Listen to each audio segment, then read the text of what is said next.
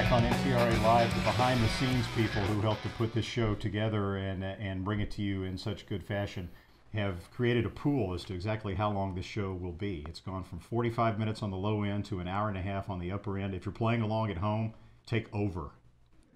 Take over. We've already gone 30 minutes. We've tackled 3 races. I think I need to shave again. But we'll try to pick up the pace a little bit. Okay. All right, let's move on now to the, what's next? The filly and mare? Juvenile Fillies. Juvenile Fillies. Here we go, the Juvenile Fillies. All right, 1 mile and a 16th you're talking there. These are all of the pre-entrants right there. There is no wait list or also eligibles as you speak, as some might call them. Tella Kelly, the California shipper. Brad Free's a California guy, see, so he made Tella Kelly the 3-1 favorite. Our Heat Lightning at 4-1. The Florida shipper Awesome Feather at 5-1. AZ Warrior, trained by Bob Baffert, at 6-1. My top 5 in here. I really like the way Awesome Feather looked in her races at Calder. I think she's going to get a pretty good trip again, similar to what she got last time, where she's stalking in pretty close proximity to the pace setters here.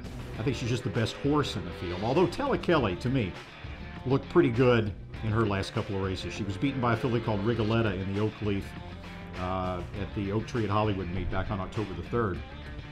But she got a little trouble in there. She ran well. I think that was a better race than people give it credit for. The question is just synthetic to dirt. AZ Warrior, you know she handles dirt. She did it in the Frizette. Jessica is back actually, is a horse that is in the filly and mare sprint. Typo. All right. So, Our Heat Lightning was my number 4 choice actually. Indian Gracie 5th. Well, right. Go ahead. Talk about Awesome Feather a little bit. What do you think about her? Well, I think Awesome Feather is one of those horses that if you put your thumb over the connections and the lines that say Calder, you'd say, wow, this is the best horse in the race. Exactly.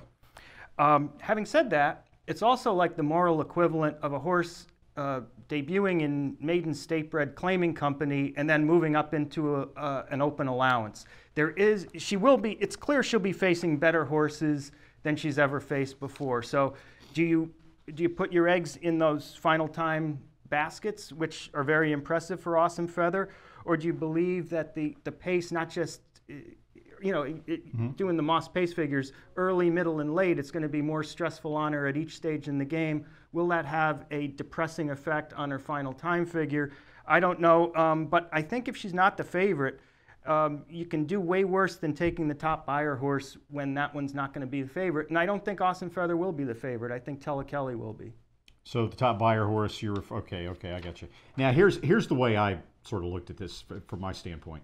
To me, the New York-based 2-year-old fillies were a very mediocre bunch this summer and fall at Saratoga and at Belmont Park. I was not impressed at all. Our Heat Lightning in the Frizette was all over the place. I mean, she was ranked, she was in, she was out. You know, the spin-away winner, the Our Heat Lightning, just didn't impress me very much at all, even in the spin-away.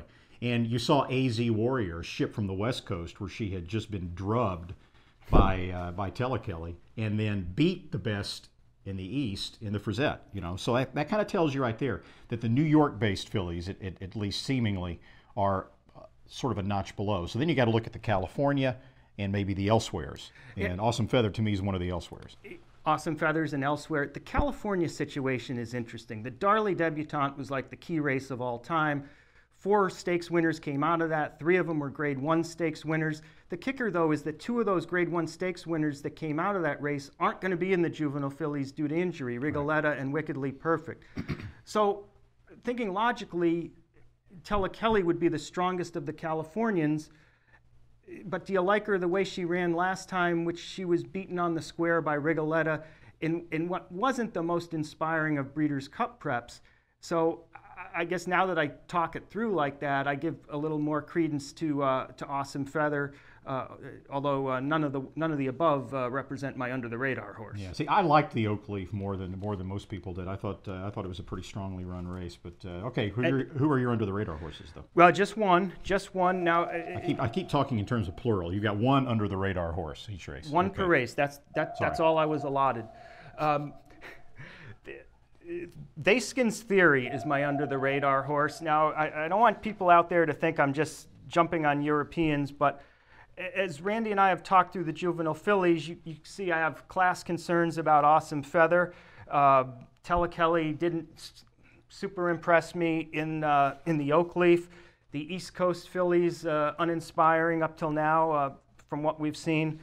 So I took a look at Thaskin's Theory, and while her turf races are good, she runs an awfully lot like a horse that's more dirt oriented. She's an up near the pace horse, which usually isn't the way to get it done in Europe on those grass races. Her last race, she did the same thing, a nice stalking trip, but she got run down by White Moonstone and Together.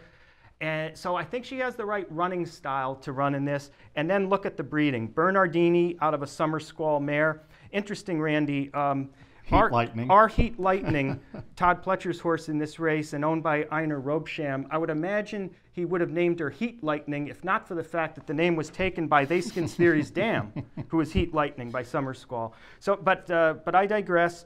Thaskin's Theory, this is a little bit of a reach, but she's got the pedigree, she's got the right running style. I'm not super thrilled by the Americans. I'll bet a little bit of money on Thaskin's Theory. Yeah.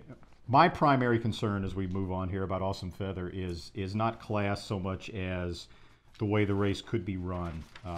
With Indian Gracie expected to show speed, AZ Warrior expected to show speed, Sound Wave coming off sprints probably is going to be jacked away from there leaving the gate because that's the only chance she's got to win. So the pace could be pretty hot, and Awesome Feather is a horse that likes to run up close to the pace, although I think she's got the tactical ability to sit fourth, let's say, if she needs to. All right, I think we can put the juvenile fillies to bed okay. now. Let's move on to the